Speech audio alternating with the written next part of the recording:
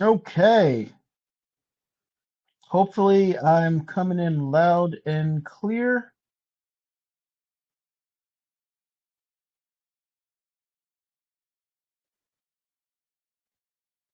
Let's see. Yeah, no one was talking before. So now talking, we have 58 participants in here. Um, I'm actually enjoying these new headphones. Open Fit by Shocks.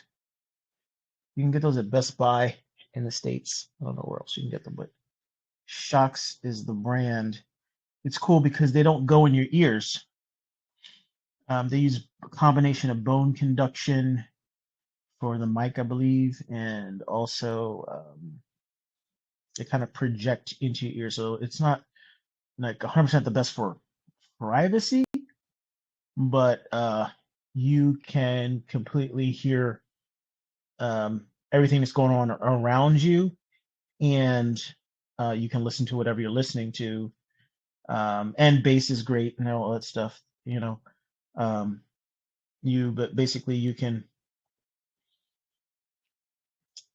I like to go on walks and stuff, and it's been really enjoyable, being 100% in tune with what's going on around me while also like catching up on like industry news and things like that. So, and listening to music, but mostly I just listen to um, boring podcasts about macroeconomic uh, things going on in the world, current events, and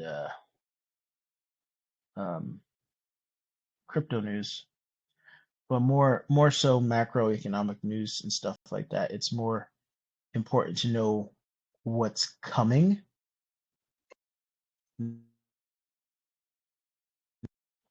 It's more important to know what's coming than to be reactive in like sort of like a third derivative of what's actually going on in the world, which is like what crypto is. Um, crypto. By the time things hit crypto, it's like it's long over. Like so, um, for example, just um, a lot of what we enjoyed during the pandemic was just this easy money, and you could have been in anything and making money. So right, so like similarly, we're in times where um, the world is hurting, and we need the largest market in the world to just continue pumping upward. And so, but the reality is that it's not just going to go um, up without some help. Um, and it isn't going up. Like real businesses are hurting. The Magnificent Seven, there's even rotation happening in there, and the rotation is not positive, right? Um, Major rotations are happening because of um, artificial intelligence, and the major arms dealer in artificial intelligence is NVIDIA. Um, but what this ultimately means is not good for many people. And it's almost a case of the more you know, the more you're impacted by the realities of what's going on. Um, Big tech is basically laying off everyone they hired during the pandemic. Uh, and I think what this community needs to realize, and I say this very specifically, this community, the people that are here right now, the people that will hear this either in real time or later, um, the people who own Elephant, the people who are in futures, the people who own NFTs, the elephant community at large what we have to realize is that we're an answer for what's coming. I've been I've warned people years in advance at this point now about this very topic. There was a reason why I've always been talking about artificial intelligence and what's going on. Um, it's a matter of fact, it was the concentration that I had at MIT. It was artificial intelligence and computer graphics specifically, So I have a computer science degree from there, but that was my focus. And the very technologies that I was working with while at MIT, while at the MIT Media Lab, are the very same technologies that have proven to work. All we needed was better hardware. I learned about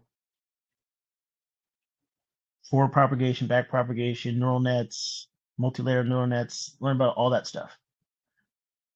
All we have now is just dedicated hardware to do basically matrix multiplication at every layer of the neural net. And these layers have billions of inputs, billions of outputs, and huge amount of layers in between.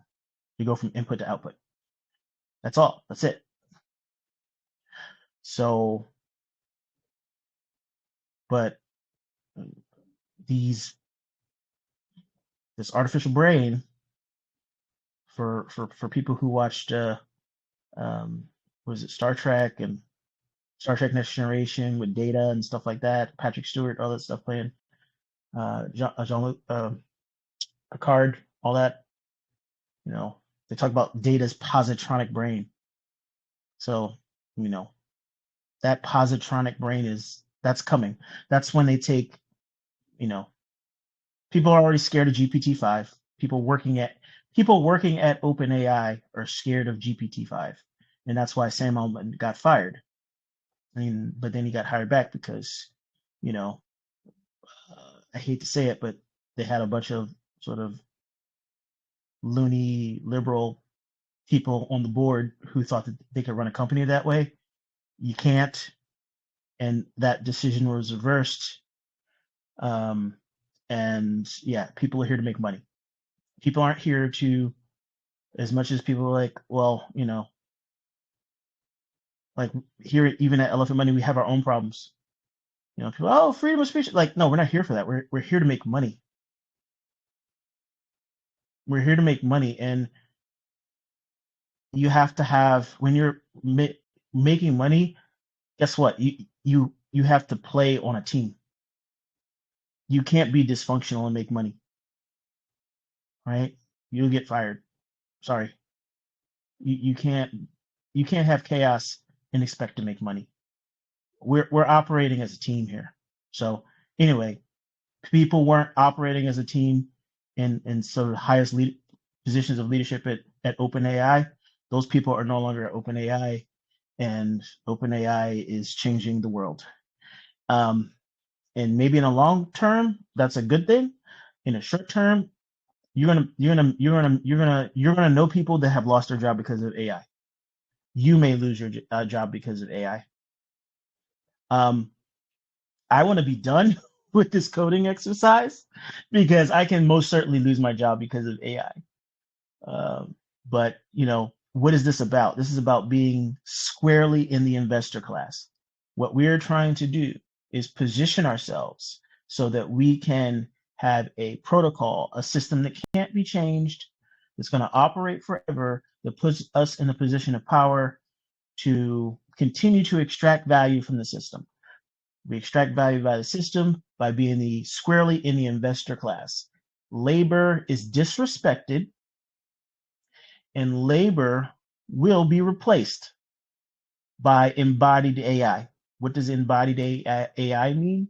It means that those Tesla bots, the Figure bots, like Figure just raised almost 700 million in capital from Jeff Bezos, from like a who's who of tech billionaires and the companies that they run. A who's who list. Basically, everybody who's not Tesla invested in Figure, which is like the second best robot if not the best robot, to put it in perspective. Okay? So this stuff's coming. This stuff's coming. People are like, oh, well, I'm a plumber. Well, great, you know,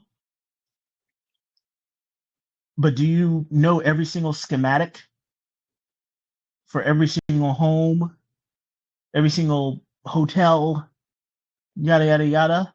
Can you just bring that up on demand? Know where things are on demand because you can just tap in. So, you know, there's fast food restaurants that are fully automated with robots now. Right? Robots don't have to look human, by the way. They can just be optimized to make burgers and fries. That's the best kind of robot for a fast food joint. So this is all to set the stage that that's what's going to replace the people that you know, the way that they make money. A lot of that is going away to dodo bird. There's in the United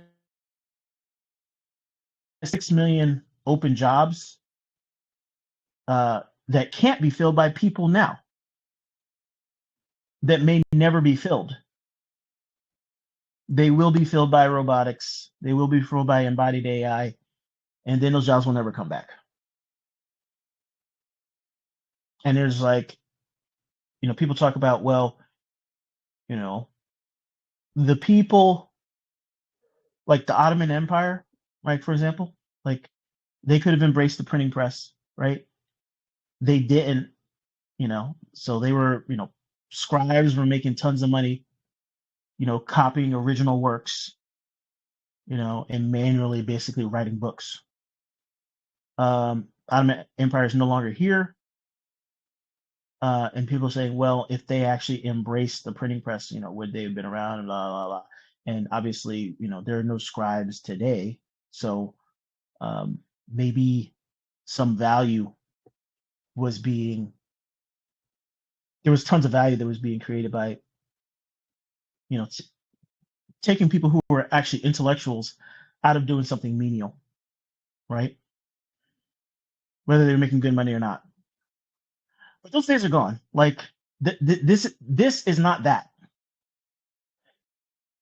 This is saying everything that's in your brain is not valuable. And then pretty much everything that you can do with your body for service of another is also not valuable. That's what's coming. So everyone here, like what we're doing here is kind of life or death. Because, obviously, for those, and I'm speaking to exactly to those of you who have children, for those of you who think about the future, for those of you that are good grandparents, for you that are good aunts and uncles, for those of you who care about family and community, this is not just any other investment. This is different. What we're doing is different.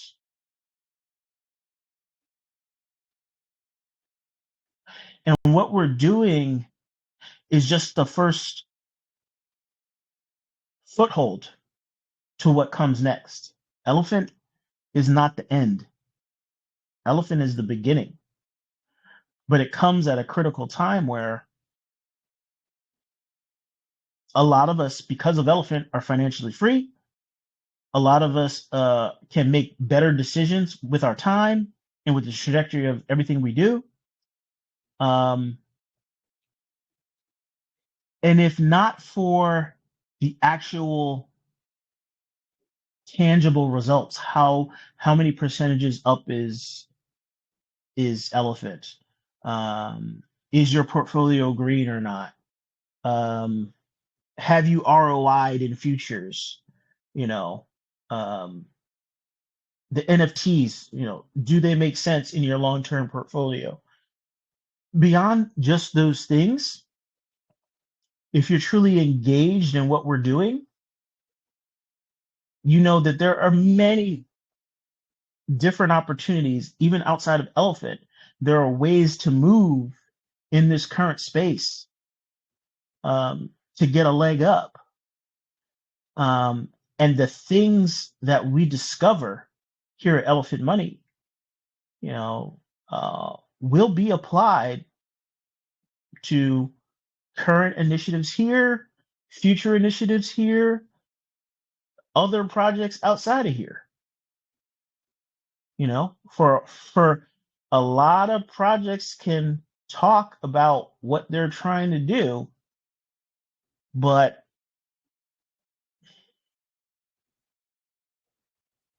are they really doing it? Now there's tons of opportunities out there, and I've made people aware of other opportunities out there, right? And so one, with the Venus, this AMA is about the Venus Turbine, and the Venus Turbine is one of those opportunities. So Venus is a lending marketplace on BNB Chain primarily, similar to Aave, Compound, all those, Solend, MarginFi on the Solana ecosystem. There's MarginFi, there's Solend, Cream Finance. I have been on Cream Finance in forever. They've just had too many exploits and stuff. Pot calling kettle black, no, just kidding. But like, yeah.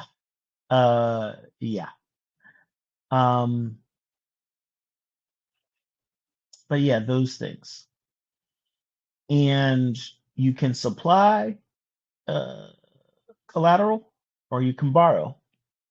And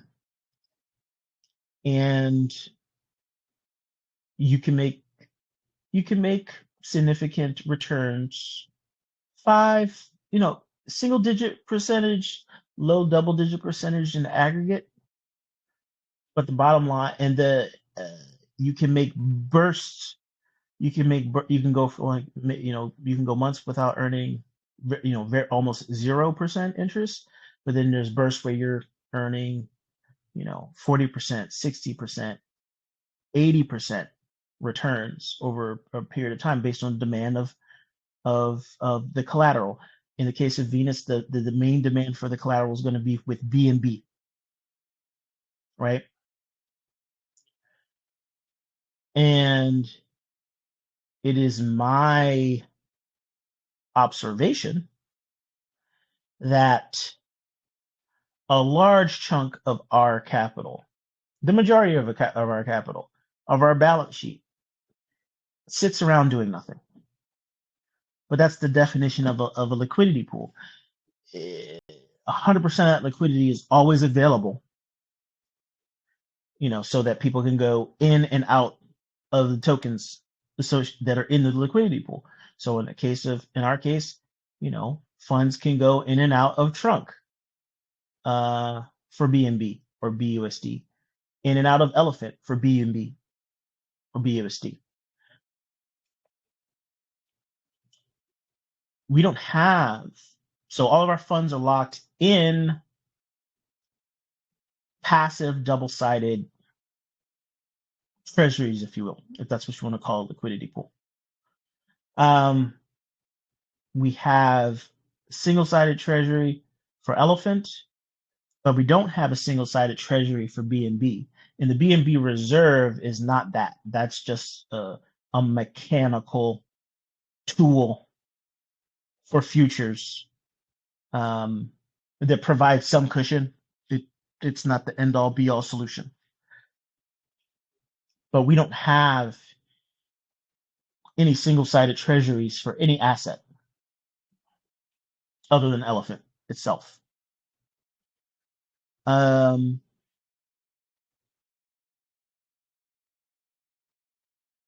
Venus Turbine would change that. What it would mean is that we would hold a position in BNB.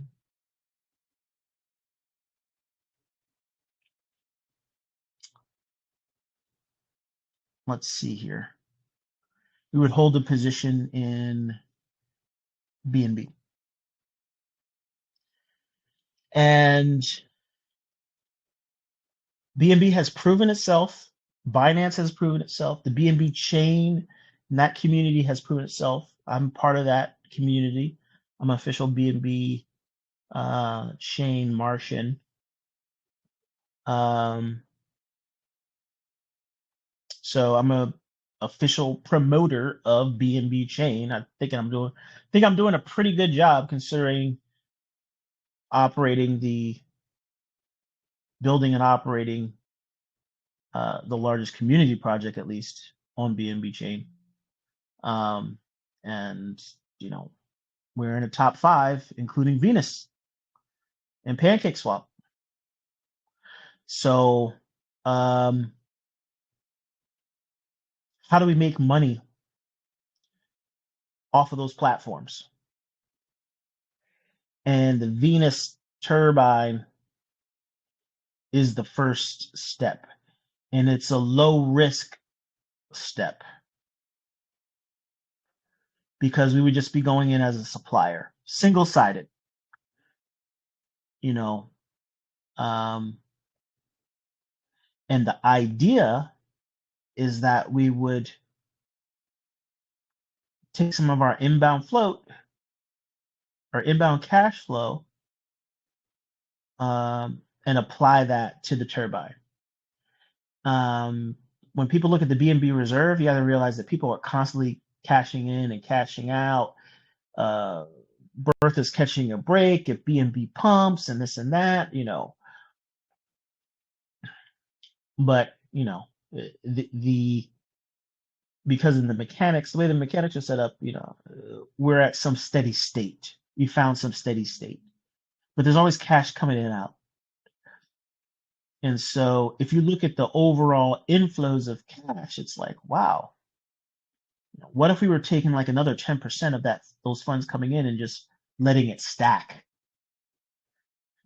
And then how long would it take, for us to be able to earn significant returns off of that stack? Just living off the interest. Every single billionaire you see, every single multi-millionaire you see lives off the interest. Their money literally, their money in terms of capital efficiency, I mean, it's just sitting around like a good chunk of it. No one really sits in cash anymore, but yeah, there's significant war chests just in money markets, right? Just in cash. Like, Warren Buffett, for example, spends a good chunk of time with significant capital just in cash, even with it depreciating, just in cash, so that it can be deployed.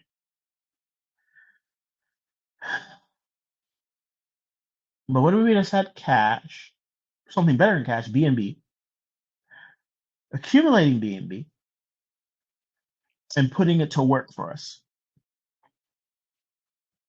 And just accumulate BNB. Just have that, shouldn't a bank do that? Right?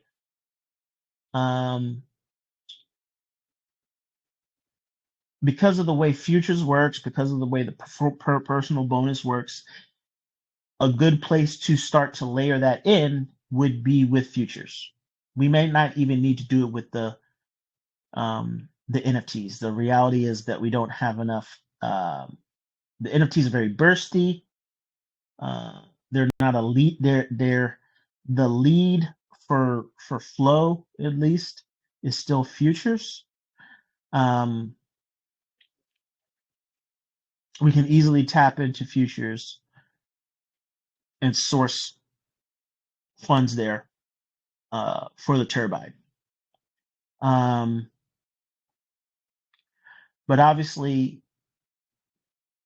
we want to hit the ground running, right?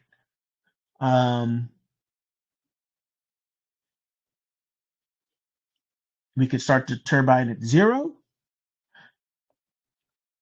and build it up based on daily inflows. Let's see, let's do some basic math.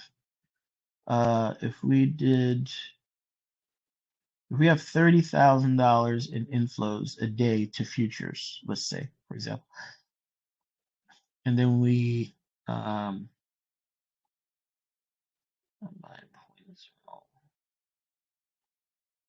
yeah, that means that's 1% is too slow.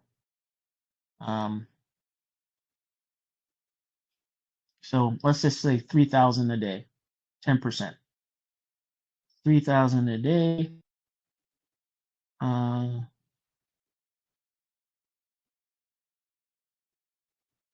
Yeah. Okay.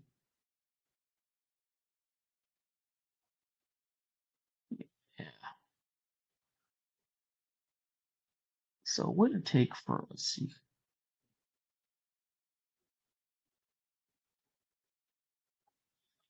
I mean, we could definitely stack millions in there over the course of a year, but we want to hit the ground running now. So there's about 110 million in the current market now.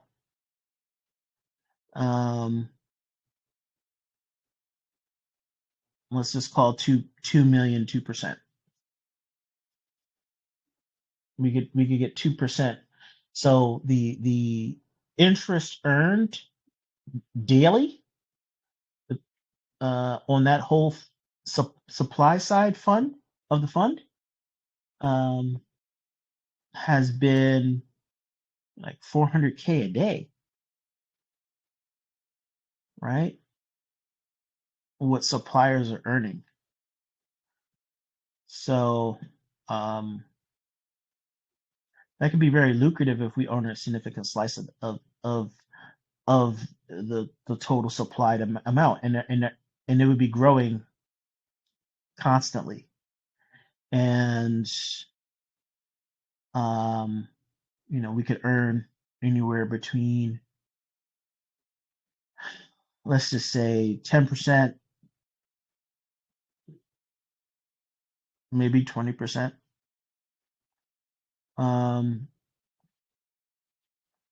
But we have bursty days too, where we just have big stack of cash coming in, and that could be the shot in the arm that we need just to have constant inflows. And if we also think in terms of generationally, or just like a year or two, just give it a year or two, because we have a working business. And what this would mean is, like, people always talk about, oh, well, what about external businesses, external cash flows? It's like, well, we've been contributing to this community nest egg, which is the Venus Turbine, which is an external business, which is an external blockchain business. So here's the cool thing about blockchain. The businesses that we compete against are on the blockchain. If we're going to compete against AI has to come to the blockchain. But what is it doing? What could it possibly do? The businesses that make the most sense on this blockchain are money Legos.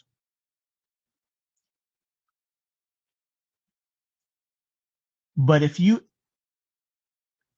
the way that I approach finance is fundamentally different than what people are doing out there in the real world. I approach finance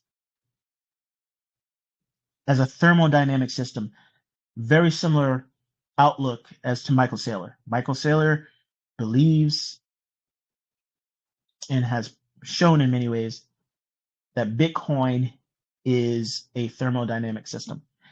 I believe that. He believes that.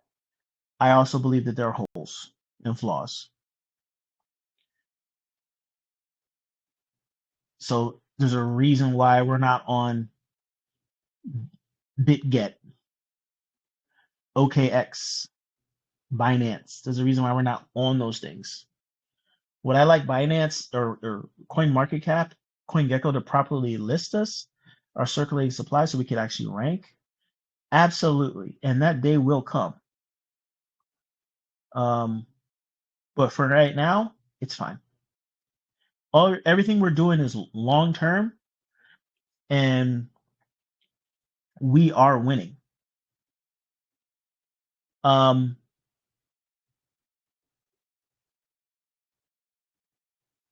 liken myself to a coach, not just a builder.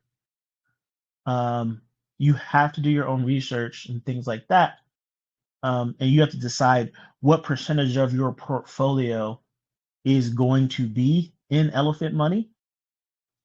But once you decide to put some funds in elephant money, I will absolutely show you how to best put those funds to work and how to put those funds to work in elephant money. I just can't tell you what percentage allocation you should put into any particular part of elephant money or in total from your portfolio.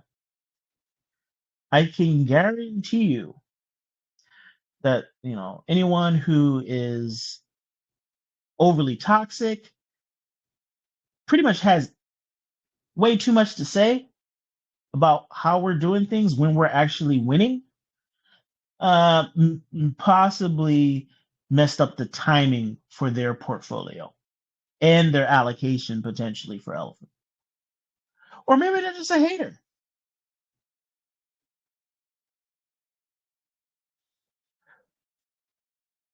But we have a right, and I personally have a right, to experiment, to build, and to push forward. The people who invented Bitcoin did that. The people who invented Ethereum did that. The people who invented ChatGPT did that. OpenAI did that. Elon did that. So,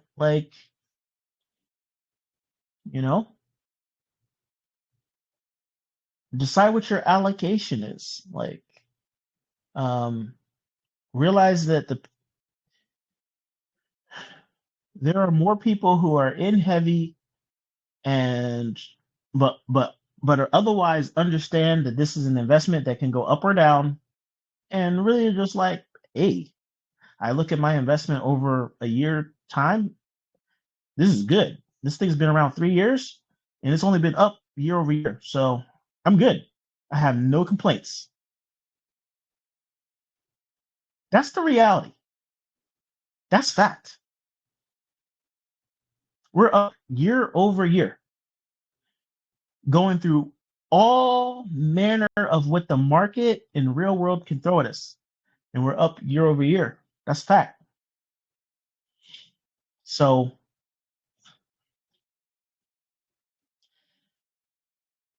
with this Venus turbine, we shaved 10% of inflows. We already shaved 10% right now just for churn, just for a little bit of cushion. But with an additional 10%, so we send if we just sent 80% to Bertha, and we increase our engagement with futures. We have to understand that if we just believe in futures and row in the same direction, it fixes itself. And right now, it's not even broken. It's operating at a conservative, if you can even call it conservative, over 100%, 120%. If you're playing the game right, if you actually have a personal bonus because, at least a minimum of every 30 days, you're making a deposit of $200, you're going to build a economic engine for yourself that can't be beat anywhere else. And price going to go up. And if you're if you're just claiming out in year 2, I'm sorry you're a fool. I'm sorry you didn't do your research.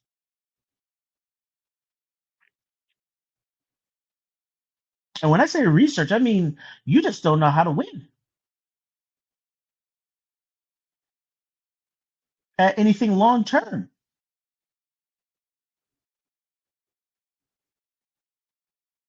or at least not in crypto. Maybe you're successful in other places, but it should be apparent down to elephant's not going anywhere. Our liquidity has been rock solid, stable, dollar value. The changes I'm talking about making mean that we put this in to the current ecosystem, we go to the moon. We absolutely go to the moon long term. Amazon has been around how many years? Amazon is almost unrecognizable from what it was 10 years ago.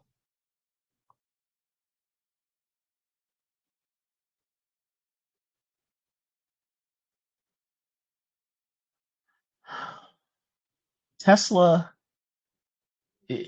is no longer just a car company. They're in a position to replace labor.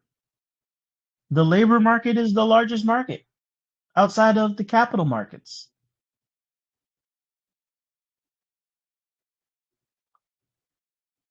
and real estate market. That's it. That's how you can lump all these things together. Okay, so we need to make these plays, these bets early. And what you have to understand is we make these bets. We make BNB Chain what it is. We make it stronger. We attract.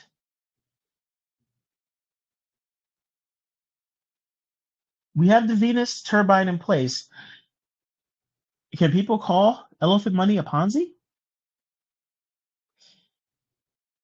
If elephant underperforms BNB, but BNB just trails and goes up with Bitcoin, and everybody in the world who thinks Bitcoin is going to do something, at some point, don't we just go parabolic and in BNB in our 2 million investment, $2 million? How many projects can self-fund a $2 million investment into a business that's going to immediately repay, immediately add value? Who does that? Since when?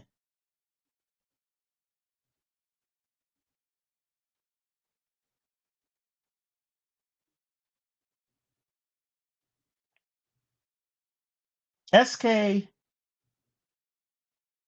termed the low liquidity startups is what he would call all the other things that pop up. Low liquidity startups. They have to launch on marketplaces. The launch pads, provide the capital and the connections and da da da da da. But these things are here today, gone tomorrow, invariably. And there's these meme coin opportunities and stuff like that. And I'm not saying not to look at those things. People give me a hard time for me reminding people that at the end of the day, elephant shouldn't be 100% of your investment, regardless of how good you think it is. It shouldn't be. And we're coming face to face with the reality that goddamn, we're awesome during a bear market. Guess what? During a bull market, money's just sloshing around.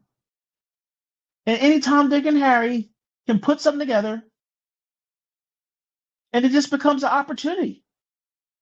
How do you justify people making all this money on meme coins? Airdrops. It's just because it's an opportunity. If you get in early and get out early, guess what? You win. Early bird gets the worm during these cycles. You want to, not financial advice. just what I'm doing, but in general, how the game is played, small allocations in a lot of places. You know, you get what happens is you get an outsized win in one of them. It justifies you spreading out across all these different ones.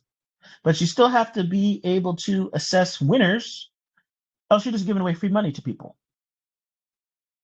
who are more early than you, for something that's just not going to go anywhere, right? So, um,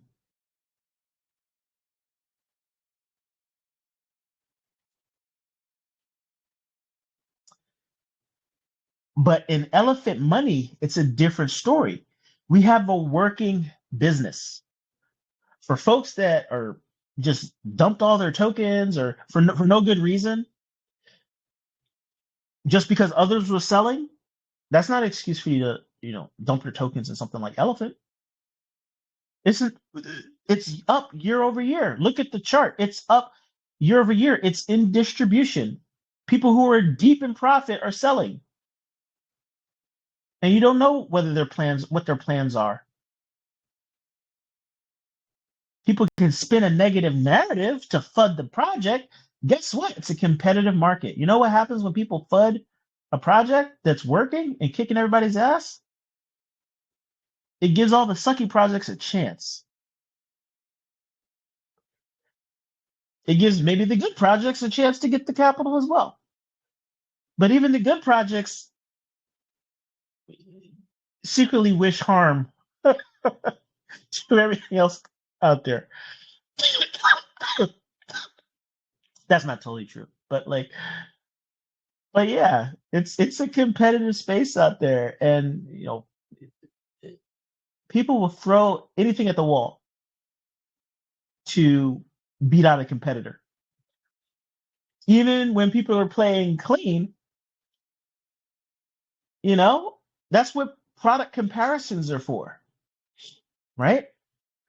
If an upstart wants to enter the marketplace, the first where they'll start with is, here are the reasons why we're better than the competition. It always starts that way. And there's a fine line between keeping that clean and objective and just outright mudslinging, right?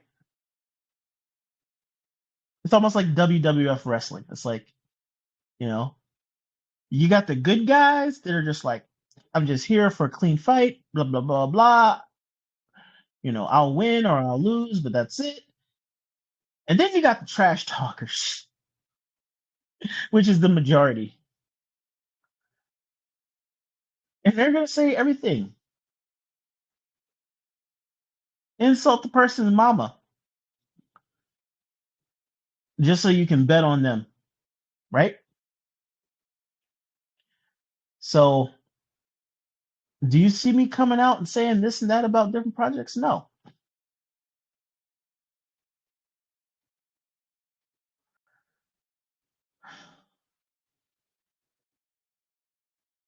Being in the space, I warned project teams. I said, this is what you need to fix. And they did. If they either fix it or they didn't, a lot of those teams that I gave warnings out to, they aren't here anymore. Why is that?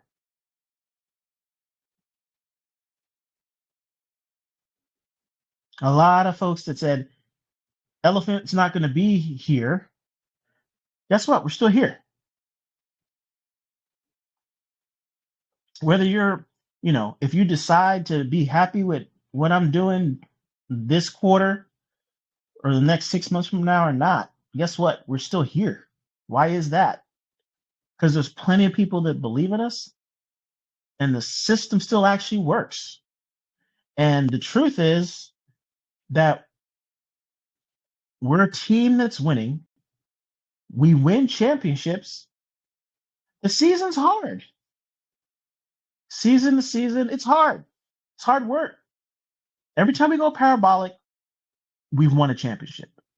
and we made a bunch of people rich. We've done that twice now.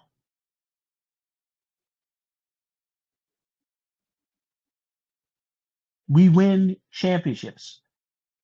We're about to go into another championship season, championship winning season.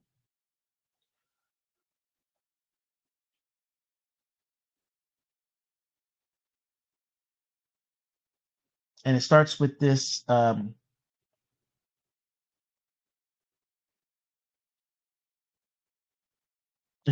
Venus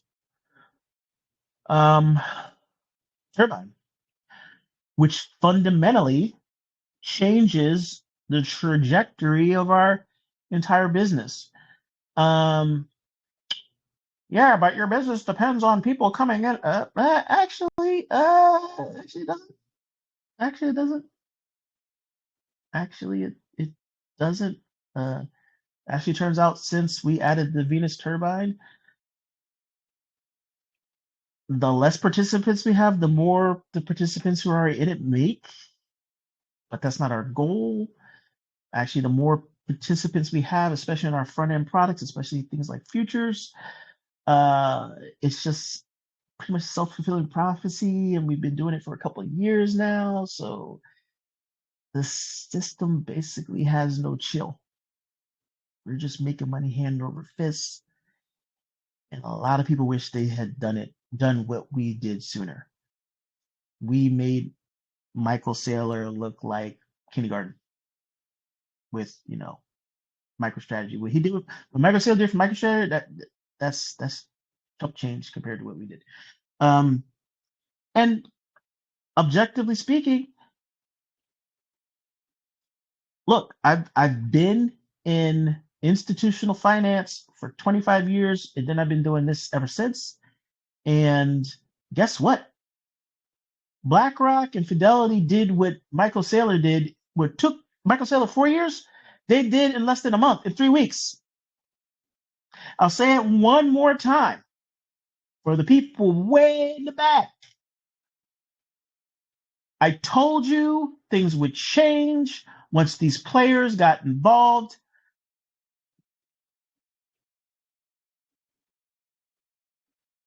What do these people in institutional finance know that Michael Saylor didn't know? Actually, turns out Michael Saylor he understood just fine. Doesn't change the fact that he's getting lapped. He's going to get lapped. He's going to get lapped. And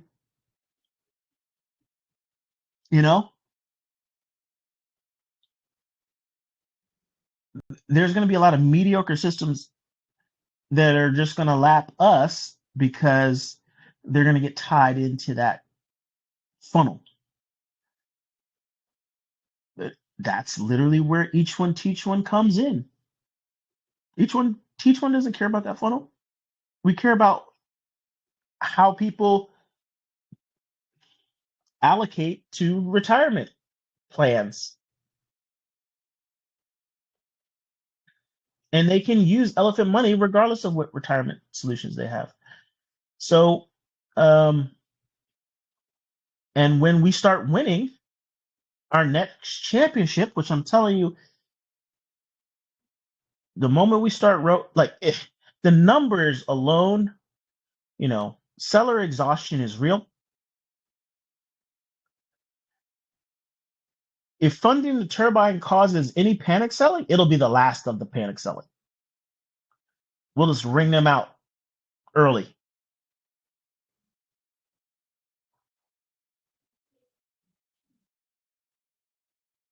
I'll type all this up in a medium. I'll make sure that this is pinned here. The marketing team has been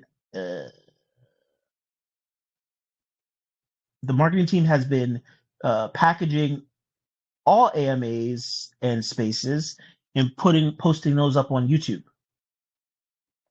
as well. So yes, we have a marketing team. Yes, they cost tens of thousands of dollars, in total, the whole marketing budget, advertising budget. Yeah. For those who didn't notice, yes, you can go to the Elephant Money YouTube channel and see consistent content being pumped out directly from me, packaged by the marketing team and others. And we will have more. We will have more content coming very soon. Have folks working on that right now. We will have more content coming very soon.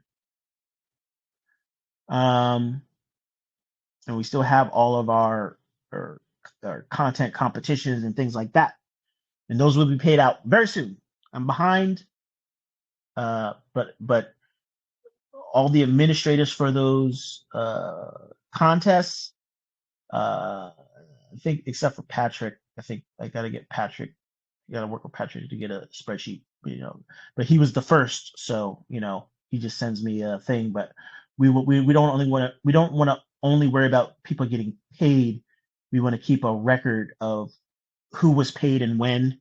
So that's why we have the spreadsheets, and so those spreadsheets will be attached to the Medium post for the competitions. A read-only version of those will be attached, and you'll actually see the actual spreadsheets that we use to keep track of who the winners are and the transactions for the payouts.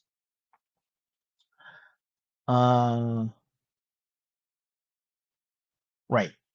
So this turbine is going to be super critical. It could, with a surge, with a resurgence in participation in futures, we could send ourselves to the moon long term, because we're still if you got to think about what Bitcoin can do, we're still buying BNB on the cheap, and we'll have an ever-growing pot of BNB that's just earning interest and just paying that out. So we have earned interest external to the ecosystem. One of the a good place to earn sustainable low risk interest, a proven place to earn that. That it's where whales arguably park funds. So there's about $1 billion, I think, locked up in Venus. So yeah,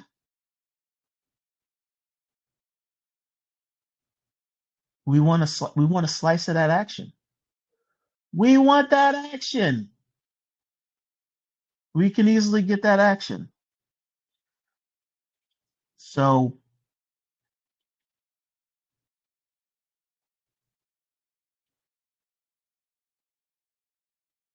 and it just becomes a virtuous flywheel at that point. And price is going to recover. I think if you're really smart, so let's say, okay, I'm talking about what Venus, with the Venus, with Turbine is. Basically, Turbine is just a smart contract. Looks very much like our treasury contracts. It's coded to work with the Venus V tokens, in particular the Venus VBNB token. And it's an ever-growing war chest of BNB that's locked by us and earns interest for us. That interest is used to pay out liabilities. Here's one thing it could do. There's two ways that it could be used. I think fundamentally, the way I'm going to code it up is it's just going to sit as a counterpart to Bertha. So there's Bertha, which is a treasury, single asset treasury of Elephant, and now there'll be the Venus Turbine, which is another single asset in BNB, in VBNB, ever-growing supply of VBNB. VNB's, the ratio of VBNB to BNB goes up, constantly goes up. One VBNB is always worth more and more BNB. And yeah, we're just earning interest, and we can always specify, we can calculate what the value of the VBNB is in BNB, and we can come up with a plan to distribute the profits, just the profits, out. And one strategy, one simple strategy, could just be a governance contract that sells VBNB for, that redeems VBNB for back to BNB, and just simply buys back Bertha, and we don't have to change anything else. Right? We just make Bertha stronger. Bertha goes parabolic. Everything should just work. Right? Everything should just work when Bertha goes parabolic. Bertha goes parabolic. The 1% getting paid out to the front-facing contracts, that value shoots up. So we could say, the way we could code it, one way to code it is, we're going to take a 10% hit to continually build up the turbine from futures, and then we just otherwise sit with the existing hypothesis premise that Bertha goes parabolic, we drain the LPs, something that we've done twice before.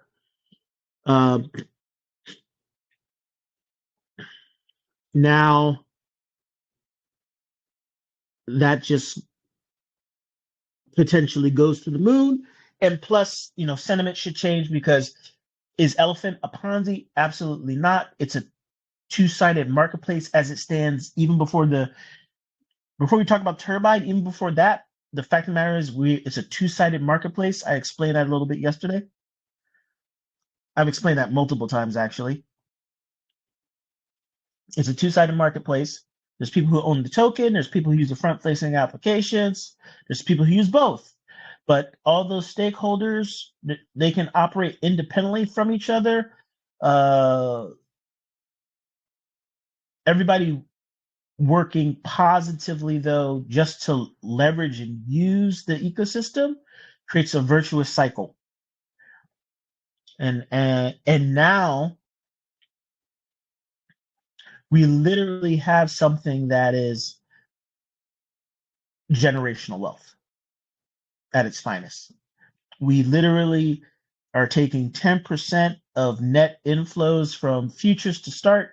Maybe we'll do it for NFTs. Not necessarily sure we need to do that.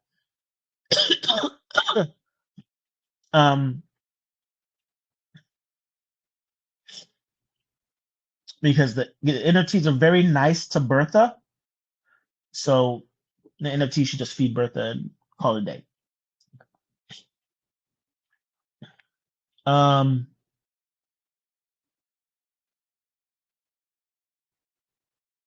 But yeah, generational wealth, 10% of inflows, because 10% of inflows right now are just used for churn anyway. Take another 10%, use that to build Venus, build the turbine. That's wealth that just continues to go up in token count, in BNB token count, goes up in value with BNB and the overall market, creates a self-reinforcing situation where now we have our ecosystem is locking up even more BNB, right? Our ecosystem is locking up even more BNB. And let's not forget the case that we could be earning this interest and choose to let the interest build up as well. So, which I think is a better strategy. We should sell off just a percentage of the overall pie, just like we do with Bertha. To feed Bertha, but we let the pie itself grow up so that we can become the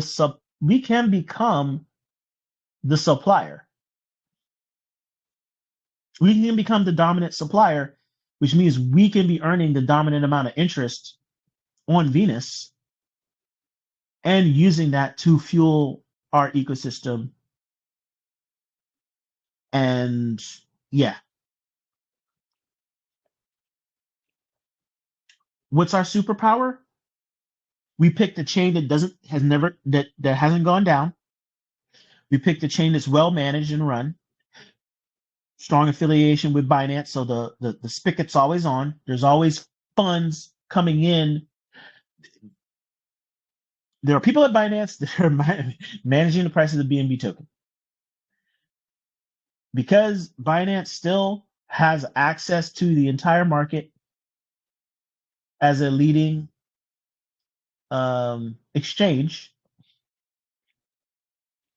we are in position to be the change that we seek. We are in the position to significantly lock up BNB on chain, start to positively we create the spark that creates this supplier of last resort that keeps the markets healthy for the BNB token, self-reinforcing cycle, and we reap all the rewards from that.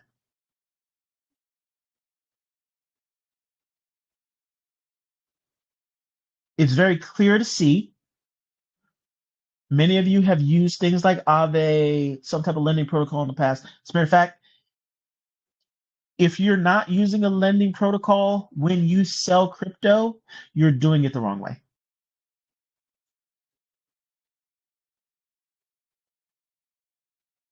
Because when you borrow money, you don't pay taxes on it. So you shouldn't be selling your crypto for cash. You should be convert your crypto to collateral and then borrow from that. That's how these bills get paid every month. That's how these bills get paid every month, and without destroying the value that we've created. Price of and you know,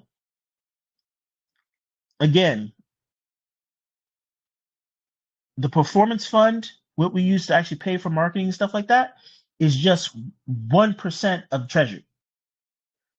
So don't be selling just because custody is selling, because people can go look back at all the AMAs hosted by the marketing team, annotated by the marketing team. They're managing Instagram, they're managing Twitter, they're contributing to Telegram, all this. They're helping with PR behind the scenes. We've been light on PR, but that's something that we're gonna do more of once we get this in a final state. It's just sort of like there's just too many changes to be constantly posting stuff out and freaking in, but that's changing. So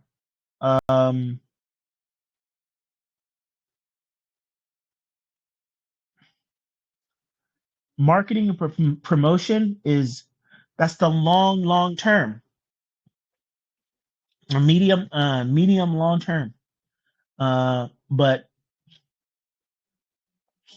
the system sold itself before. I think it's selling itself now. Like, for the people who are doubting, for the people who let other people get in your ear,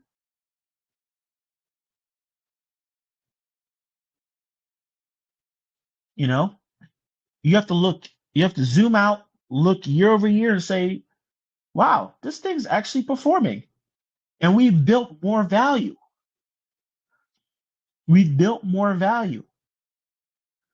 The NFTs is a great example. It took a while for Tofu to verify the collection, but the collection's verified. Uh, uh, they're not. The problem I have with Tofu is they're not honoring the royalty setup, and I have to talk to them to find out. Okay, you verified the collection, but do you have mechanisms in place to honor the royalties that are supposed to be happening? So I want to look into that, but I don't think that's the case. But either way, it gives people an out, and they need it to liquidate their NFTs. But I don't think people should be selling their NFTs at a loss, right? You shouldn't be selling your NFTs at a loss because all this good stuff is coming out. And if you look at the timeline of Bitcoin, does Bitcoin have a self-reinforcing mechanism that just prints money out of thin air? No. Does Ethereum? Not really. It has inflationary yield from staking. Does Elephant Money? You're goddamn right it does.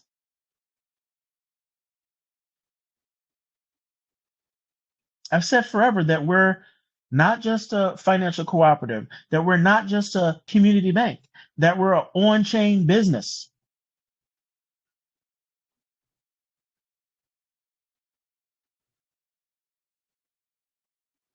So forgive me for closing the very public complaints channel called FUD.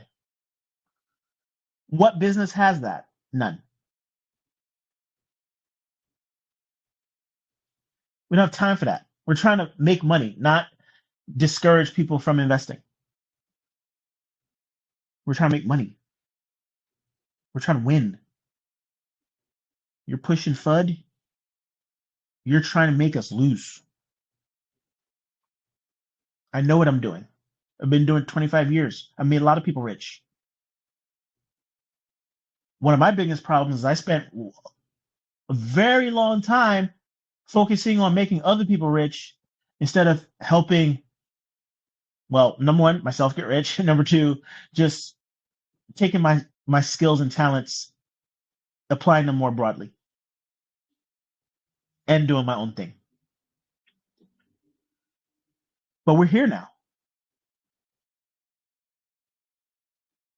And what I do is on public display instead of being hidden in the corner in Fidelity or State Street. What I do is on public display. And what we're going to do with this Venus Turbine is goddamn genius. So simple, but genius. And guess what? It still won't work if you don't do what you need to do.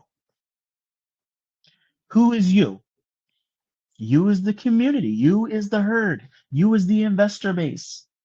You got to use the thing, but all you got to do is use the thing. And you got to share the thing, but all you got to do is share the thing. And it will all work. We're going to take a hit and actually fund this thing properly. At least 2 million of cold, hard BNB.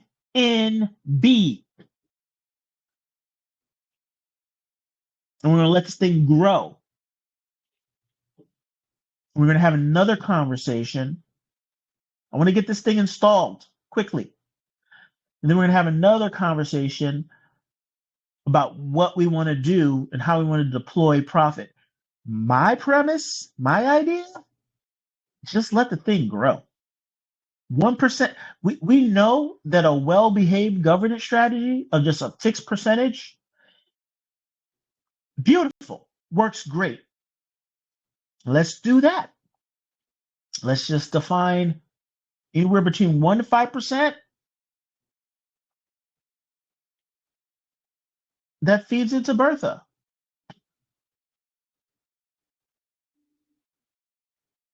right? And just let the thing grow. Feed the thing. Feed it, feed it, feed it, feed it. Let it grow. Let it get really big. Let it go insanely big. Get people excited about that. We got two Berthas now. What you got? We got two. We've been doing this thing so long. We got two.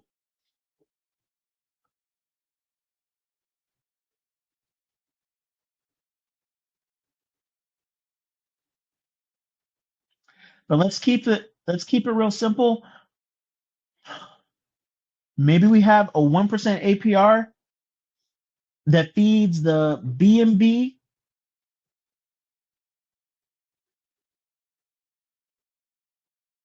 I mean, I don't know. That feeds the BNB reserve, and then another 1% that feeds Bertha. I don't know. But let's just let it grow to the sky. We have so much churn that we can do that. If the herd just focuses on accumulating a utility token that actually stores value, that actually has performed in a bear market and can do even better things in a bull market, if the community just remembers that elephant has a ton of value, that you shouldn't be, if you're hunting for places to get those sick gains, then just accumulate more elephant, stick with elephant, because it'll happen again. And now we have a super powerful narrative. We are an on-chain business, full service. We do so many different things. We got products that look like real estate. We got products that, look like annuities.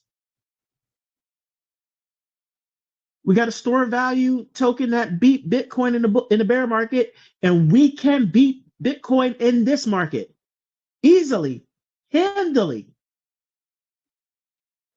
if we believe.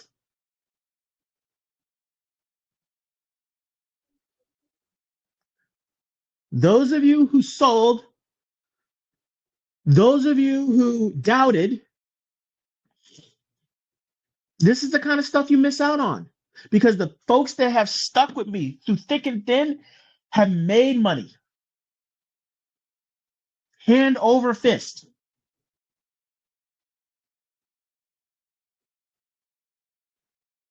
They say to make money, you got to stay in the market. To make money in elephant, you got to stay in it. And I'm never out of elephant.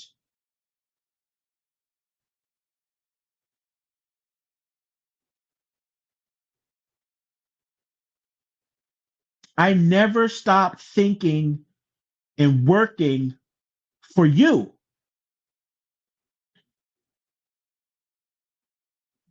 But I'm not a goddamn punching bag. And I know what respect looks like. I won't tolerate people talking shit in my house. Take that shit somewhere else.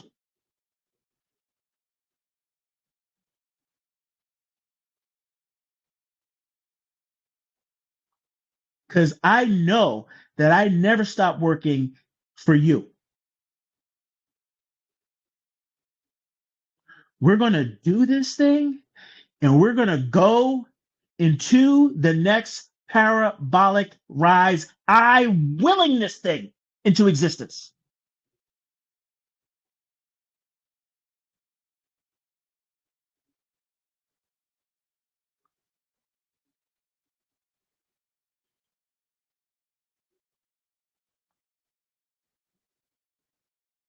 You can't tell me that $2 million worth of BNB that is constantly fed and is constantly growing from yield, real yield,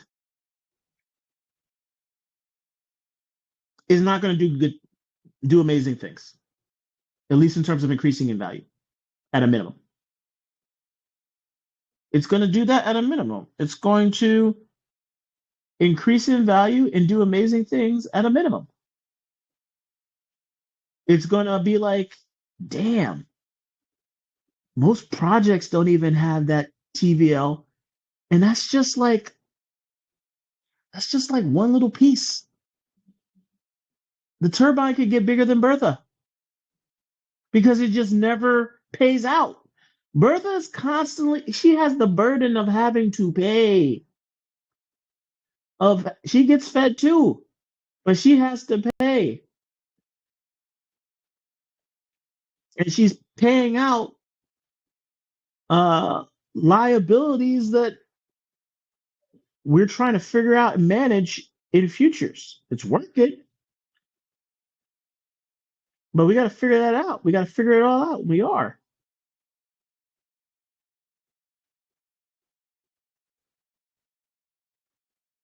But this turbine can grow to the sky.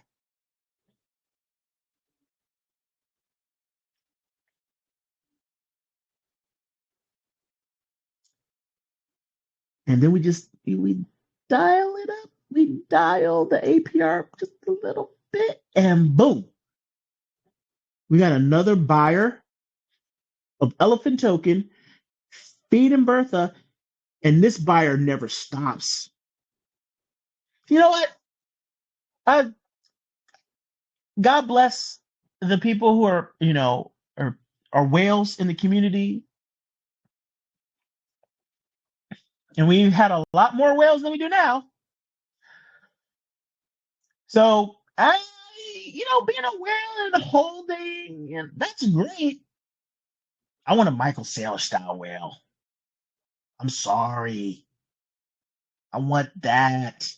I want people who buy tops. I want people who buy lows. I want people that buy no matter what the fuck happens.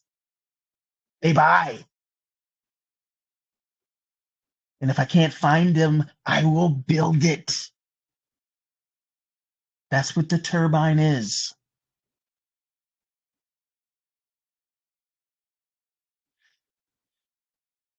It's a whale that buys for Bertha. I've asked for it so many times, never got it. But Bertha's getting a sugar daddy, y'all. I'm delivering it to her on her doorstep. That is what the Venus Turbine is. It is someone that will faithfully buy for Bertha no matter what. And if you guys are smart, you'll do the same goddamn thing. Because let me tell you what it looks like. Just holding and not buying, it's like almost the same thing as just sitting in chat, seeing futters talk shit all day long and not say anything, not tell them to get the hell out. See how that works? So yeah, I always deliver the spice at the end. I'm just a real boy, just like everybody else. I got feelings. But this heat is coming. And without heat, without passion, guess what? You really don't get results. That's why a lot of people don't like Elon. But guess what? You can't get the results without the passion. You can't get the execution without I don't give a fuck what you think. I'm going to do this.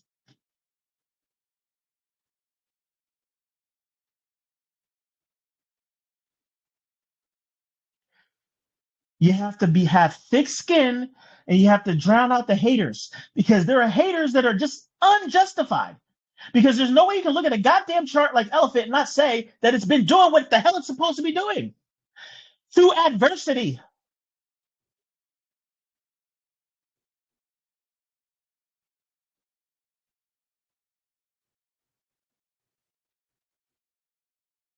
It's doing what it was meant to do this whole time. And you can go run to a low liquidity startup with inexperience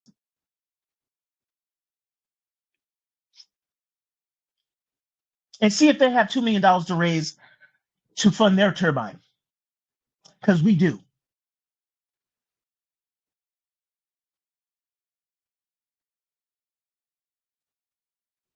You're on the winning team. Please run the plays. We would not be where we are. You know what would be? We'd be the darling of this phase of the bull market if people just didn't sell. And you know what? If people just didn't sell, we'd be parabolic already, and I'd have way more money for budget, and we'd be advertising across all of Etherscan instead of just BSC Scan. Etherscan is the business. I have a very good relationship with them. They will run any ad I ask them to. I only could afford to run it on BSC Scan with 1 million impressions. I wanted to do 2 million. Can't even afford 2 million. I've had to be creative about making money stretch to meet the current financial obligations. The buying power of the treasury has gone down because holders who should be DCAing are selling into shit. And now the crypto market's going sideways. I'm sure it's going to start pumping again. But it's been sideways. And what you don't hear from the fudders, this is what you don't hear, and this is why the hate is real. Because the reality is they sold their elephant, they put it into some other shit, and then they lost their money. And now they're really mad. And it was like, I did all this because I don't like BT, and not because they had a plan or that they were personally accountable. Is that they saw red on the chart and they thought that because they saw red on the chart, that's a reason to sell. We're trying to build generational wealth here. You got to hold. Duh. Bitcoin is where it is because not only because it was first, but because the people who were first held. And frankly, they didn't have to put a lot of money in to have that amount of Bitcoin that they have. Elephant is way more fair that way. Way more fair that way. We have way more fair distribution than most crypto out there. All crypto out there of any real significance. Yes, haters gonna hate. Haters gonna hate, and then they're gonna double down when they're just not only are they just haters. Not only did they sell their elephant, but then they put in something else. They lost, and now they're just straight up losers too. And then they act like losers. Because who else has time to sit up in a chat all day talking about not making money?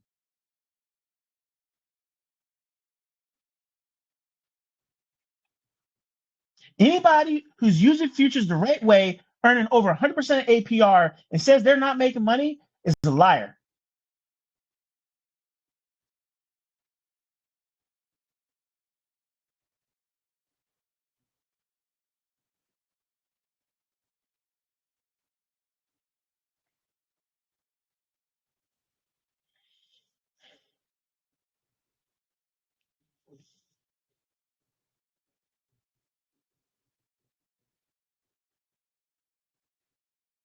And when we all row in the same direction, it's V6. People talk all this crap about futures, about V8. Well, do you know if we all rode in the same direction? Y'all know if we didn't dump on each other? Y'all know if we actually did each one teach one? Stop talking shit about that's not. Stop talking shit about how word of mouth marketing isn't marketing when it's the most influential marketing. Word of mouth marketing is the marketing, folks, which is why the people who are putting in the work to create the community content and things like that, they're actually making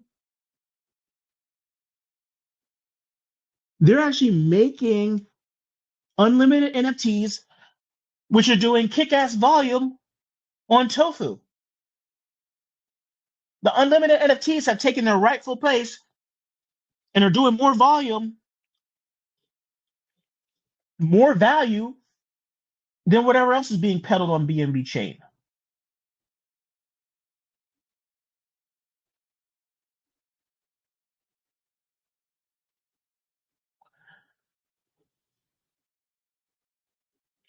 If I didn't care fundamentally about the community, I wouldn't still be doing this. But in addition to that, if I didn't have the passion, the innovation wouldn't be there either. I can stick around and just not do anything. How many leaders are like that?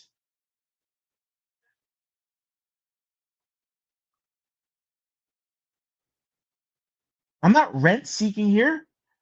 I'm actively out here working hard. I haven't even talked about all the foundation work I've been doing, talking to legal teams, talking to infrastructure teams, talking to operational teams. That's going to cost about 125. Like marketing costs over 100K right now a year. That's going to cost around 125K. And for the size of the project that will be after this turbine, two things need to happen for us just to be the belle of the ball. I'm going to lay it out straight as I can. There's only two things that need to happen. Y'all need to hold your nose and just buy elephant. That's number one. You need to hold your nose and commit to futures if you're already in it.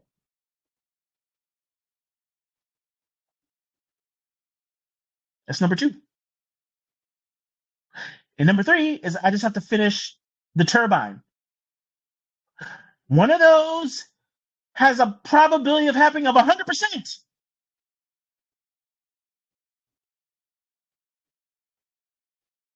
I always deliver for you. I need you to deliver for yourselves. I need the herd to support the herd. Not to dunk on each other, not to trash talk each other, not to infight with each other, and absolutely not to tolerate FUD from outsiders or people who just don't. There's a reason why they're not the leader, because they quit on you. The people who are fudding, talking shit about what we're doing instead of acknowledging that this stuff's just hard, they're quitters. It doesn't matter how good of the work they did either. You got to show up on the field ready to play every day to be a champion. You don't get to choose when you show up for your teammates. You have to show up every day. Every goddamn day. It's leg day. No, I'm just kidding. I'm joking. But you got to show up. You can't half-ass it.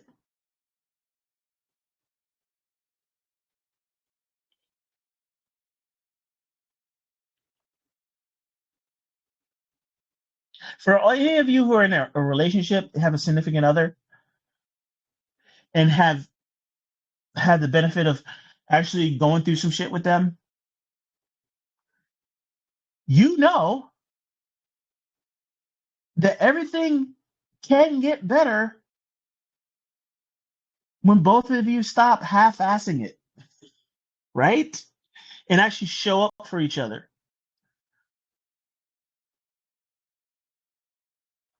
It's the same thing here. We got a community.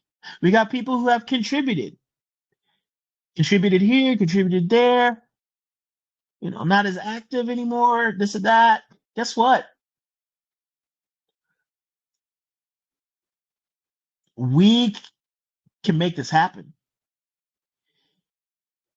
And between the community and Bertha,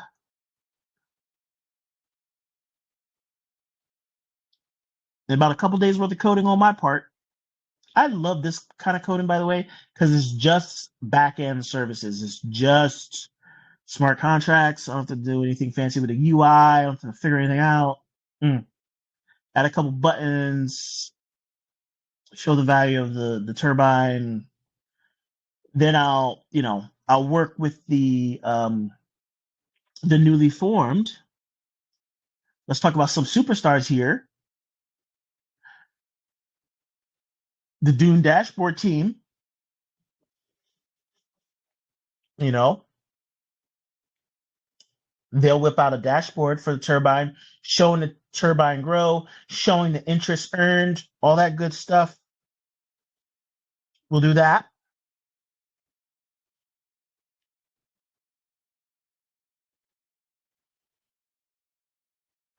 Patrick is going to do some amazing things, talking about the turbine, talking about the fact that Elephant Money is one of the first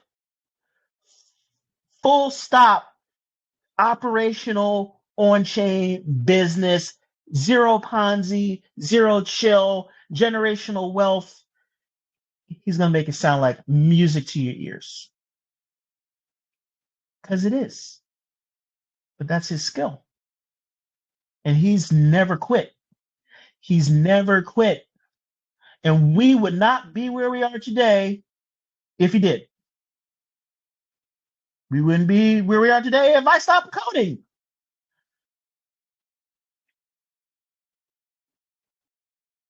You understand how that works? We don't all have the same skill set, but the one thing in common is that we don't quit. We're playing on the same team.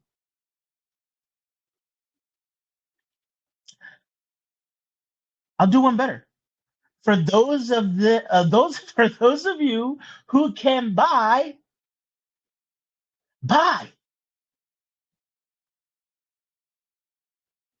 For those of you that can hold. Why are you selling? You don't need to sell. You need to hold.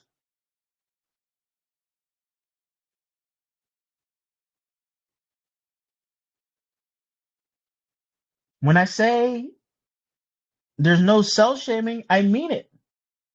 And part of no sell shaming means no pocket watching. Because one person selling is not the same as you selling. Your reasons for selling are the same reasons for selling of the other person. It's the blockchain. You don't know why they're selling.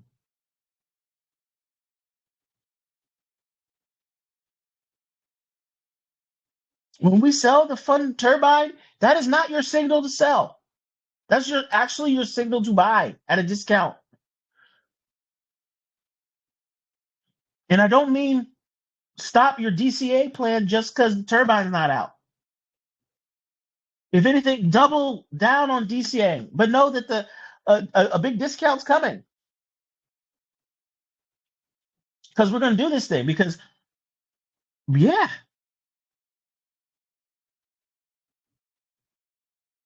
that's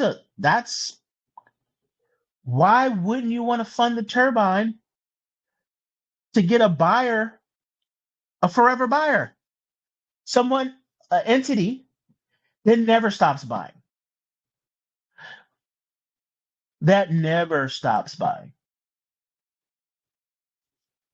That's awesome. That's amazing.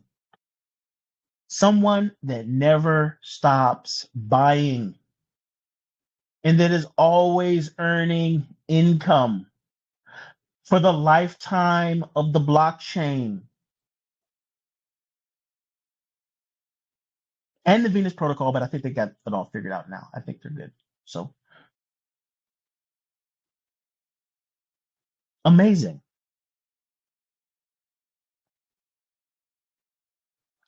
It's all hands on deck. We got this.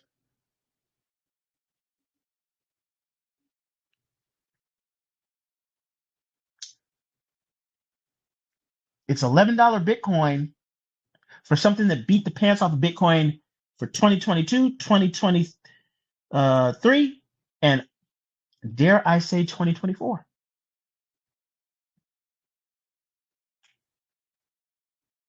And that's with the industry not even playing fair. But we're really going to work on that. Here's another thing. Here's another reason to buy. You buy, you can not only send me to Singapore. You can send me and a whole team of people to Singapore and to Dubai and to wherever else we need to go to get unblocked, to get properly institutionalized, because all that stuff's happening.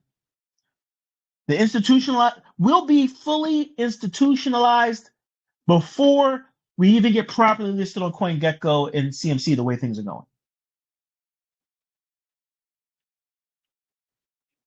We can afford all that. I was paying $40K on just Etherscan and BSC scan during the first parabolic rise.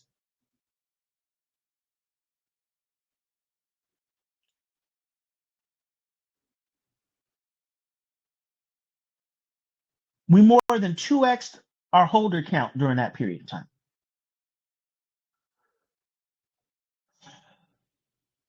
So that's where we're at.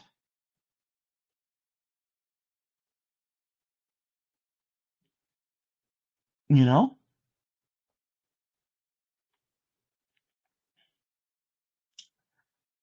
You know?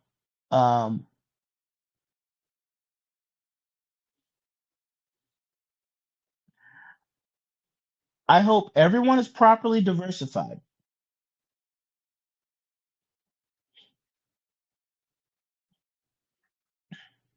You know?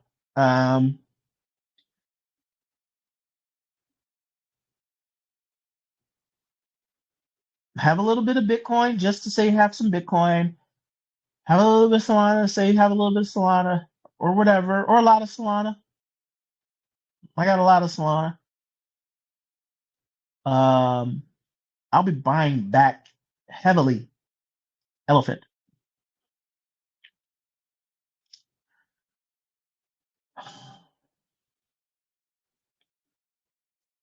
If you have a really nice bag of Elephant right now, now would be a good time to DCA, pick up some more. You know, after this turbine comes out, it really, really, really, really, really, really, really, really is just a matter of time. And by the way, the way the turbine will be designed, I mean, you can just send BNB to it. You can just send BNB to it. You just give the turbine a tip. You know, but I don't think. I mean, I think after like maybe what, a couple months, it's going to be very apparent. If people are just doing what they need to do with futures, this thing's going to the moon. Turbine's going to the moon. Elephant's going to the moon. Crap ton of trunks going to get burned. We'll be able to add governance contracts to the turbine. So, but we're to start. I'm thinking it just solely feeds Bertha. But you know, could we have a governance contract, you know, on the turbine that you know feeds the NFTs, feeds futures? Absolutely, absolutely we could. But feeding Bertha and just letting everything else cascade is good too.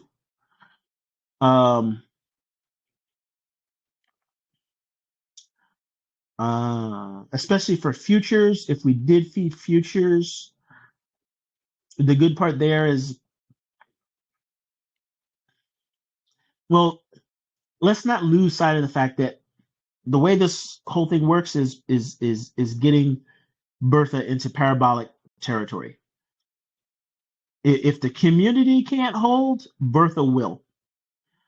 So to the extent that we're funding the turbine so that Bertha has that sugar daddy whale that will always buy for her, I'm sure SK can make that sound really good. Yeah, let's just stick with that because that sounds awesome. Oh my God. And here are the haters.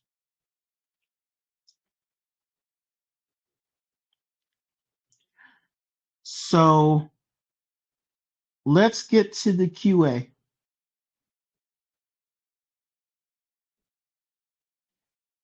Yep, enthusiast, you are right. I am always open to constructive criticism, and frankly, the constructive criticism should be about the work,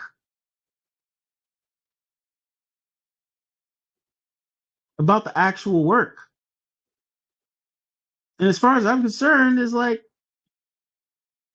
you're getting results. You're getting results. You think these people buying these stocks, are up in chats talking crap? I mean, like talking crap about the CEO when the stock's up.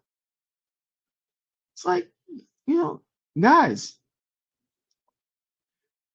you got to realize this is crypto. If you're fighting your own bags, you're part of the problem. You are the problem. If everybody just held their nose and did what they need to do because they understand the tokenomics, we're where we need to be. All right, so I am going to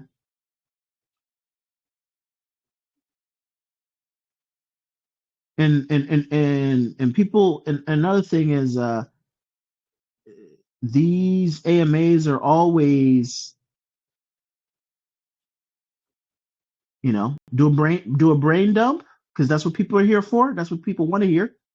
They don't want to hear me going back and forth with randoms on the internet. They want to, you know, how many times do you get to hear exactly what's going on from a leader in something that you're deeply invested in financially? Do you just have time to, you know, get constant updates directly from the horse's mouth, and then you can even ask questions after? And I'm available for questions all the time in Telegram, all the time. But what do you expect? Oh, it sucks. What do you think? It sucks. It's like, actually, no, it doesn't.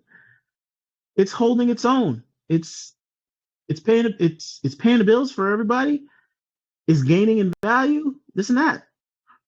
You know, maintaining value. It is what it is. Let's see. Let's try to get conversations going. Oh. So if people have questions about the turbine,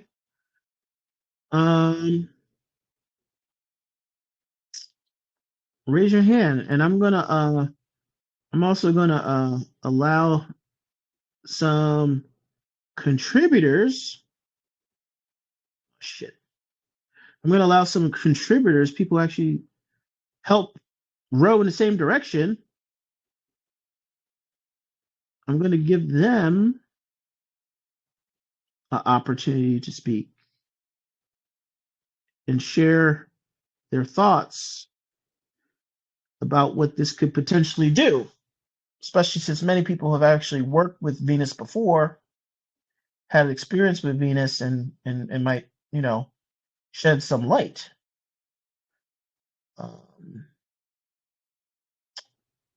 Rugs to ratios.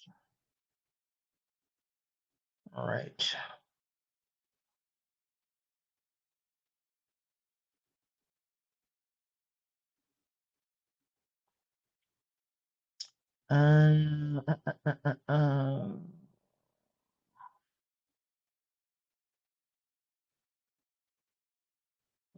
But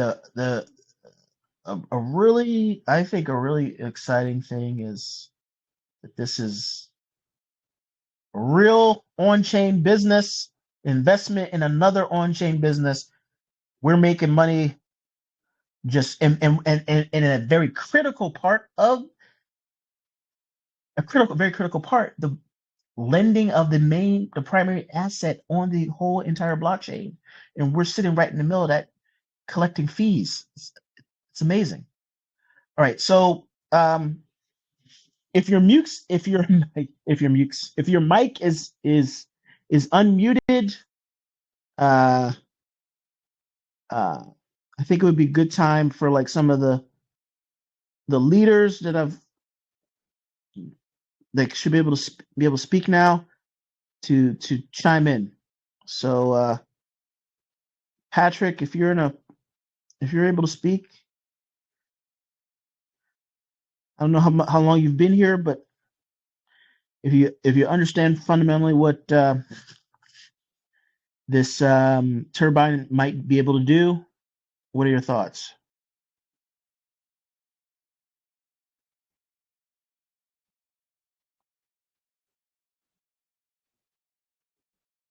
Chris, Jed, anyone?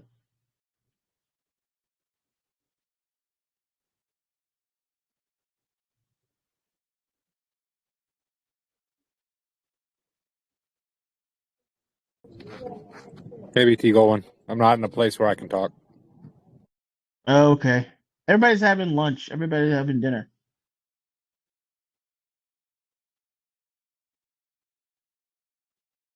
Everybody's sleeping. Hey, BT, it's Chris here. Yep. Thoughts on short-term price action? I know a lot of people will be thinking that. Maybe they're not wanting to actually ask you, but what are your thoughts on that? As it relates to what? Raising funds for the turbine? Well, I'm just thinking from my point of view, from an EOTO standpoint. Just wondering kind of the best way to frame this for new, fresh blood into the ecosystem. Do you think we can continue to do this? Well, obviously we can while this is going on, or should we maybe wait for any price dip? I know we don't just want to focus on the price, but I'm just trying to think of it from onboarding new participants in the best way. Just have them DCA, but let them know that, when this thing comes out, it's a wrap. I mean, it's a business. It's an on-chain business. We're earning income now. I mean, it's going to have a long-term, short-term pain for sure, and it's going to be a very acute spike down, right? But it's a very acute spike down. So that's an immediate. If you know why the spike happened, then it's an immediate buying opportunity. At the same time, you should DCA if you're just people just coming into the pro platform. They should DCA. They should get their feel around. I mean, there'll be this AMA. There'll be a Medium post which talks about it. If we can get even 20%,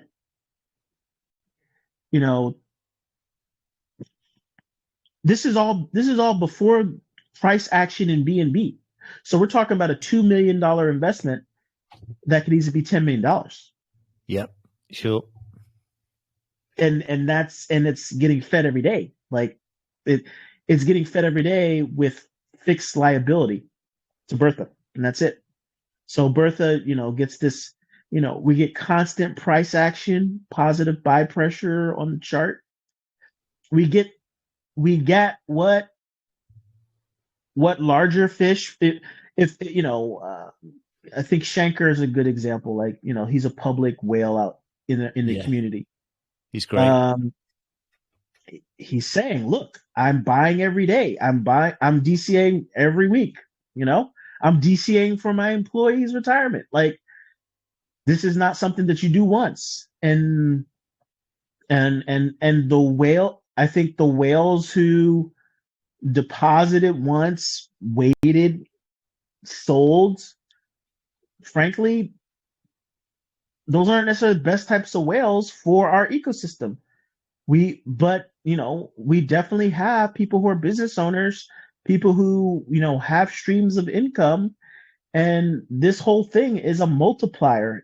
It's a multiplier, and I think people going into futures heavily and things like that. It's going to move the needle in a very strong, positive way. The turbine will. Okay, thank you. Just wanted to get your thoughts on it. Thanks, man. Yeah. I mean, at this point, hey, I'm not concerned about price right now.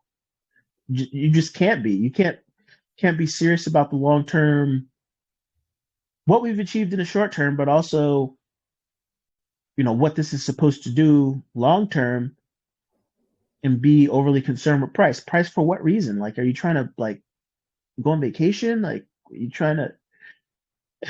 I mean, I understand that people have those concerns, and I'm not speaking to you, Chris. I'm speaking more generally at this point.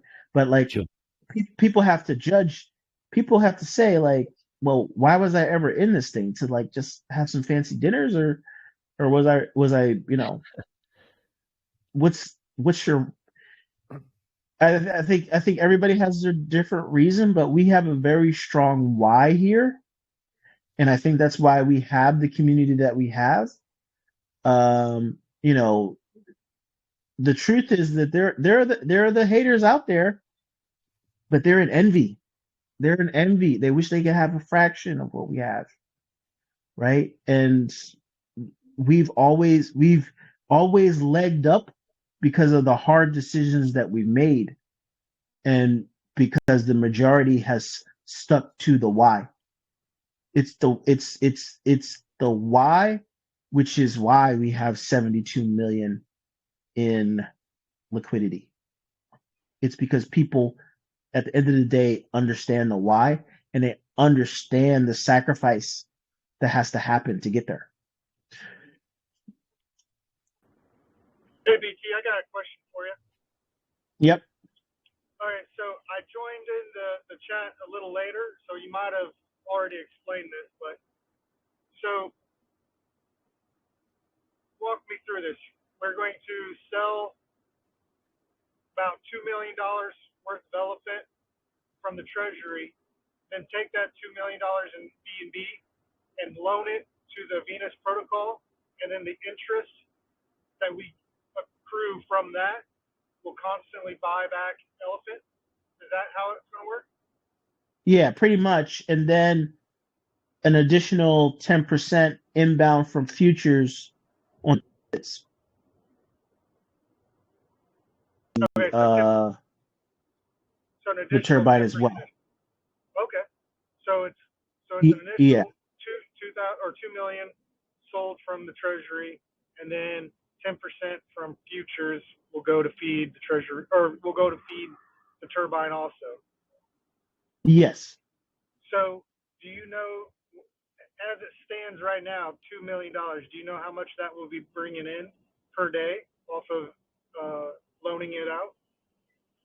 Well, right now, APR on Venus is 40%, but it can go from zero. It's variable, but in a bull market, we can expect higher percentages. Like the borrow rate is 80% APR. So on BNB right now. Now, if let's say a black swan event happens, are we out that money if the price of BNB drops to like $100, which I doubt will ever happen? But I'm just saying, what's the downside to it? The risk, I should say. I mean, we're exposed to BNB, so this is exposed to the market. But I think BNB has done a okay job. We're also, I think that there's mainly upside because we can become very dominant in this market and get a lion's share of the profit. So, for example, in the past couple of days, it's been earning like 400 K a day. Sure. I'm just curious. We ran up to about $385 per BNB. I'm sure there's going to be a pullback. So will we be waiting for a pullback before we deposit that money in to Venus? BNB is usually pretty stable. I think, especially with all the legal troubles kind of in the rear view mirror, I think it's going to just lurch up like Bitcoin's doing. There's no reason for it to go into pullback. If anything, it's going to start pumping harder because Bitcoin has lost dominance. Bitcoin is Hi, low. Harry. Yeah. Sorry for interrupting. Hello? Hi, Yeah. sorry for interrupting, BT. I think he was asking if there is any risk to liquidation. So, I just wanted to say that we would be only supplying BNB, and since there are no borrows, so there is no liquidation risk, and so purely the yield. Right. I was actually trying this supplying in Venus. It's actually great. It's paying nice yield, and especially if there will be a couple of millions, and if it will keep growing, so it's kind of nice additional inflow for the ecosystem. But Herd has to understand that it's long term. It's long term kind of thing. You don't have to expect huge inflows immediately, but long term, I think it's kind of, it has potential for sure. Yeah, that's what I was asking. If there's a liquidation price, but if there's no liquidation price, I don't see a downside to it. Yeah, there's no liquidation price. So I'm totally. I don't. If there's no liquidation risk, I don't understand where anyone would be like, oh, this is a dumb move. This sounds extremely bullish to me. We have the money, loan it out. The only thing is that when you go to sell it, the elephant price will go down, but that's a buying opportunity, in my opinion. Hell, you could. I mean, this is just like the exploit. When the price dumps hard, I just tripled my elephant holdings because of that opportunity. Exactly. For people who are DCAing, it's awesome. How much of a dent do you think it's going to put on the charts selling $1 million or $2 million? Would you do it over time, slowly, or one lump sum? What's your plan for that? I think it's better to basically to do it all at once, because obviously we want Bertha to sell the least amount of elephants, so that would imply doing it all at once, given the general trend, which is bottoming out.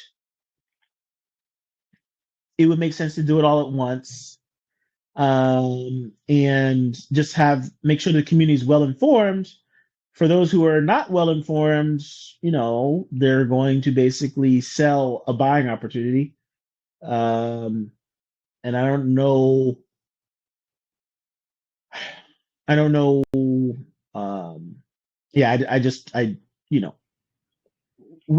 have to make the place.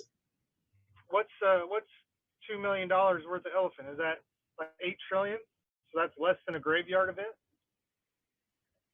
Yeah, less than a graveyard event for sure. And those are always buying opportunities. I see this as a win for the ecosystem. It takes us to a whole new.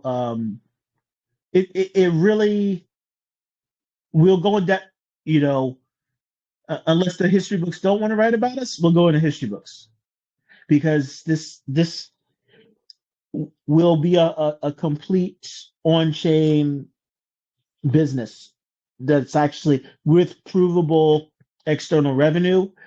And the reality is, if 10% of deposits, if $20 of every deposit gets fed into of every deposit from futures gets fed into the turbine, and we have this thing running for a few years, and we actually grow users on futures and things like that, how we're supposed to, then this is one of the best businesses in the world.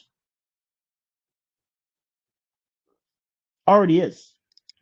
If you look at it purely based on margins and efficiency.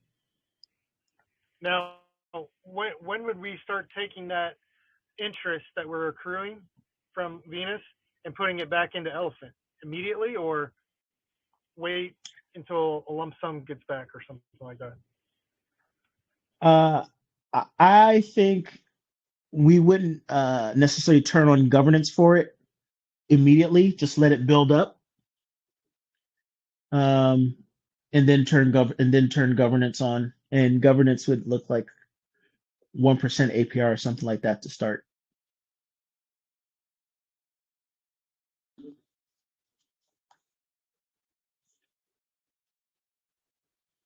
Like this thing could be bigger than Bertha. It has no chill. And basically we go from having to depend on competing in the marketplace. We're going to rise no matter what, but BNB is number 4, and it doesn't look like it wants to give that up anytime soon.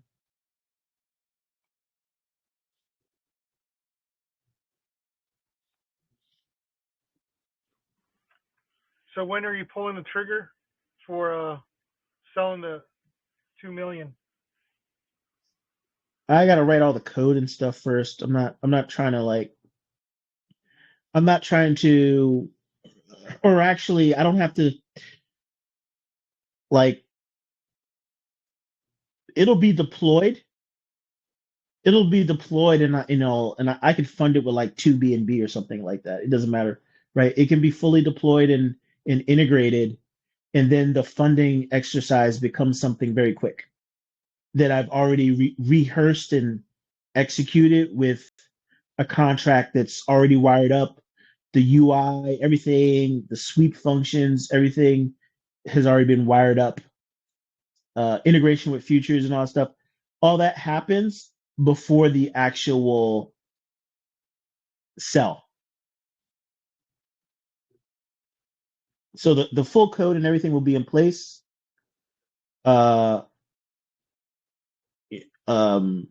Actually, the deployment, full code, all that will be in place. The Medium articles, all that will be in place. And then the actual sell event to fund the turbine will be another. Will be another announcement, and will happen. But like basically, contributions from futures will be flowing in, and that will be the actual deployment. With it being funded through futures, we see the balance going up. We might see the balances going up. We see the balance going up from futures deposits, and if we see an uptick in futures, and we might actually not want to do the $2 million sell. It's an option, but if the inflows to futures are super healthy, right? I mean, the inflows to futures are super healthy now from the perspective of the BNB reserve is kind of like at steady state, right? And we're getting like 30K a day. So think about it that way.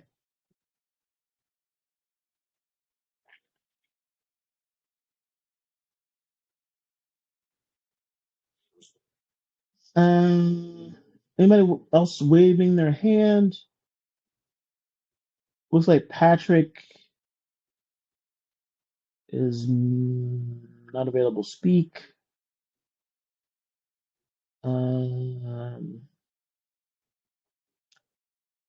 Digida, any thoughts?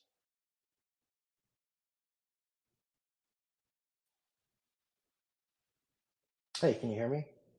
Yep. Yeah, I just literally just landed, got to a rental car, was listening to this while using the plane's Wi-Fi, except for a few minutes while we were landing. Got my rental car, just checked into my hotel. I think this is a great idea.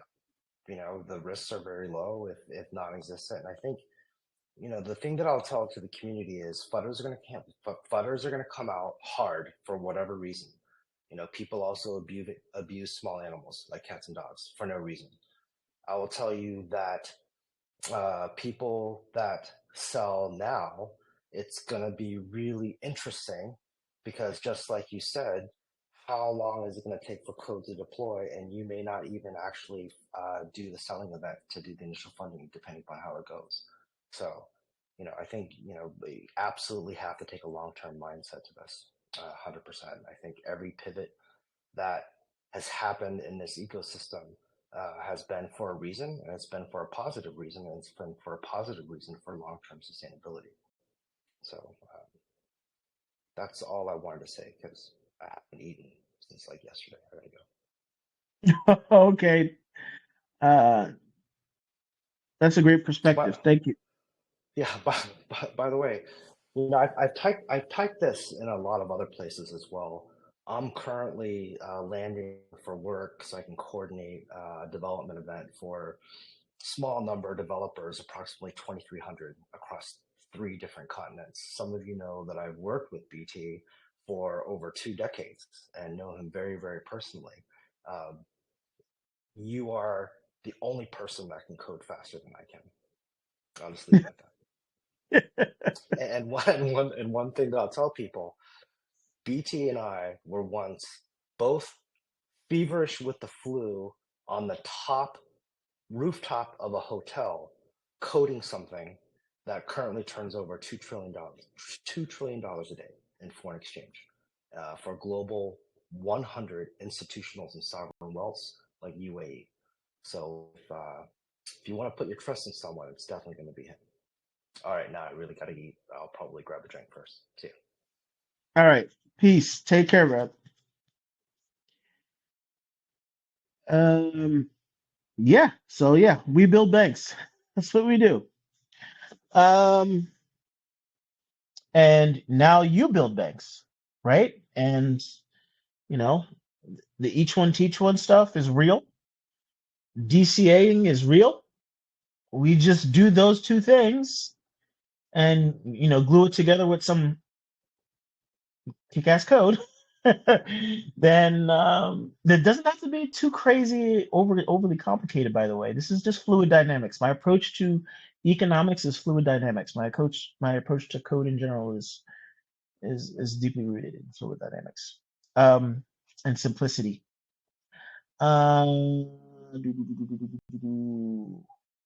If there's no questions about Turbine, we can get back to the weekend.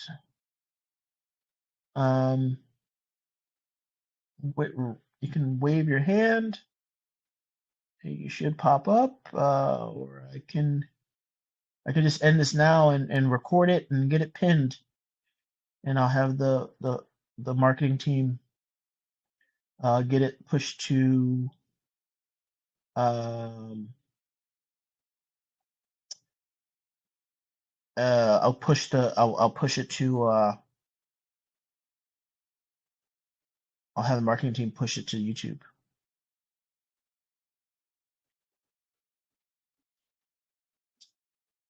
Yep. And lastly, that funding may not be needed. We'll tie this into futures and just see how it goes. I mean, this is going to directly benefit futures. Is going to directly benefit the entire ecosystem. To futures users, is not going to feel like anything, right? We're not decreasing the funding to the reserve, so everything is going to function per usual.